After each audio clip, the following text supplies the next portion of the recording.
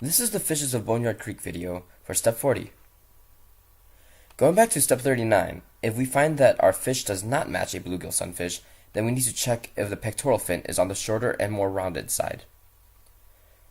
The fin also does not extend beyond the front of the eye when bent forward towards the eye. The mouth is larger than a bluegill's, and the upper jaw extends to where the pupil of the eye is in adults.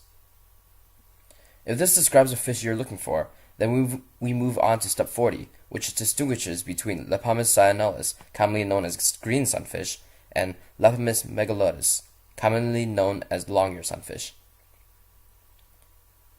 First, we need to look at the gill cover. We need to check whether the rear margin of the gill cover is stiff or thin and flexible. If it's stiff, then we continue with the air flap, which should not be greatly elongated. Then we look at the body shape. If it's slender, then we need to make and check some rough estimates. The greatest length from the dorsal to the ventral side of the fish should be less than the length from the tip of the snout to the front of the dorsal fin. The snout should be long, though less than twice the length from the back of the eye to the back of the air flap. There are usually 43 or more scales through the lateral line. If we're looking at an adult specimen, then the dorsal and the anal fins should be soft with black blotches near the bases of the last few rays. Regardless of whether it is an adult or not, however, the dorsal, caudal, and anal fins should be soft and have yellow or orange margins while the fish is alive. If we have all these matches, then we found that the fish in question is the Lepomis cyanullus, commonly known as the green sunfish. If it is not a match, however, let's continue to the second part of step 40.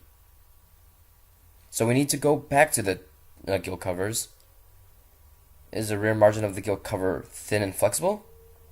If so, then what does the air flap look like? It should be elongated in adults, and even more so in males. The air flap should be black and have a narrow white margin at the end of it. The males have blue and red colors on the sides, and the females lack brown spots. The gill rakers on the first arch are shorter than the other arches, and the length is about 2 times their width at base. There are usually 13 or 14 pectoral fin rays. If this description matches your fish, then we have found that the species in question is Lepomis megalotus, aka long-eared sunfish.